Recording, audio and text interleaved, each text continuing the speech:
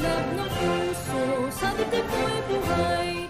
Lupang hirang, buyan ka ng magiting, sa manlulupig, di ka pasisiin. Sa dagat at bundok, sa simoy at sa langit mong bukaw, may dilag ang tula at awit sa paglayang minamahal. Ang kislap ng watawat mo'y tagumpay na nagdiniling, ang bituin at araw niya kailan pa may di magdidilim. Lupa ng araw ng luwalhating pagsinta, buhay ay langit sa piling mo.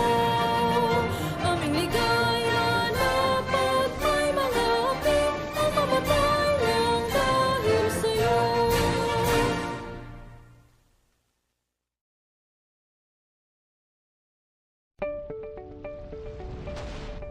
This is AMBS Channel 2, a commercial TV station operating under permit number BSD-0126-2022 TBC MOD. Channel 2 transmitter is located at Diliman, Quezon City. AMBS Channel 2 is operated by the following professional electronics engineers, duly licensed by the Professional Regulation Commission. Engineer Erwin D. Senora, PECE number 0001448. Engineer Romel G. Ardente, ECE number 0023097. Engineer Sean Jacob Sericon, ECE number 0081731. Engineer Gerald Arcega, ECE number 0082990.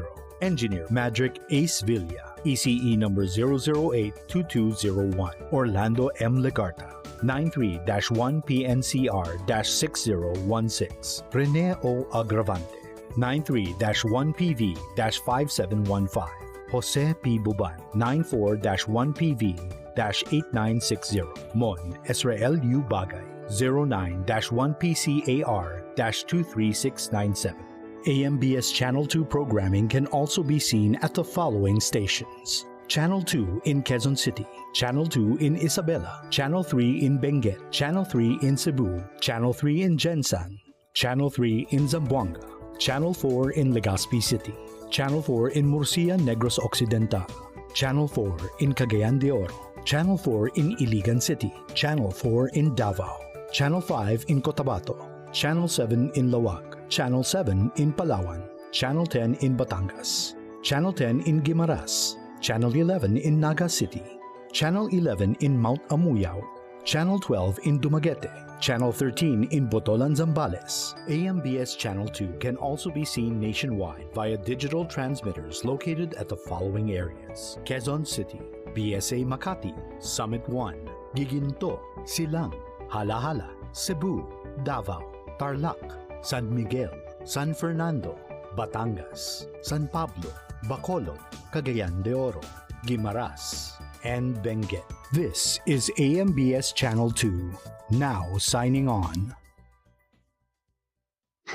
Magsisimula na po ba? Ang susunod na programa ay rated PG. Ang telebisyon at pelikula ay mahalagang parte ng bawat pamilyang Pilipino. It plays a crucial role in telling our own stories and our own experiences as Filipinos.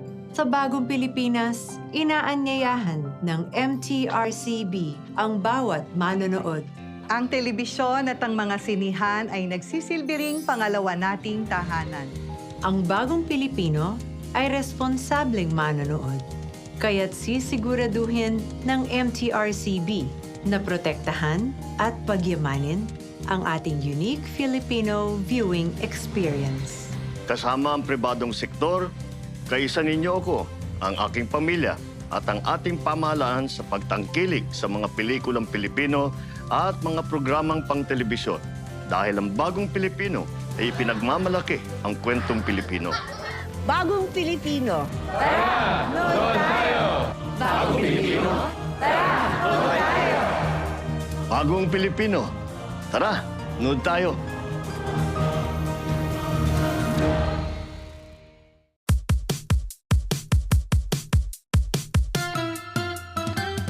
Ang bawat araw may surpresang saya, may pabaong ngiti at tawa.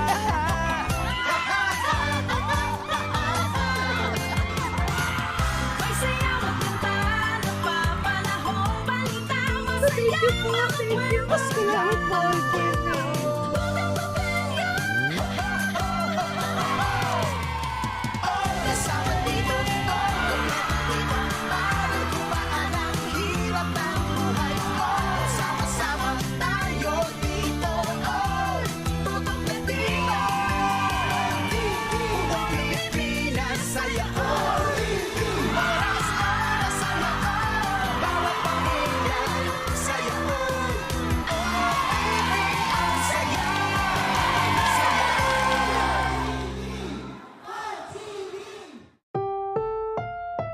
Ang susunod na programa ay rated PG. Patnubay at gabay ng magulang ay kailangan sa mga batang manonood.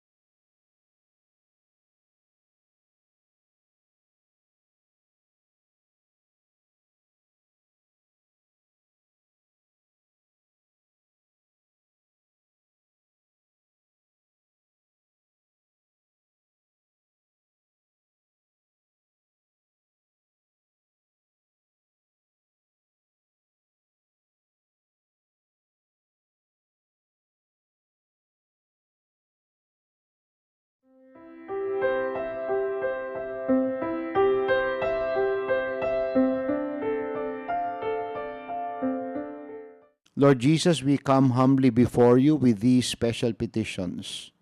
We pray for peace and stability in our country. May the rule of law be upheld by our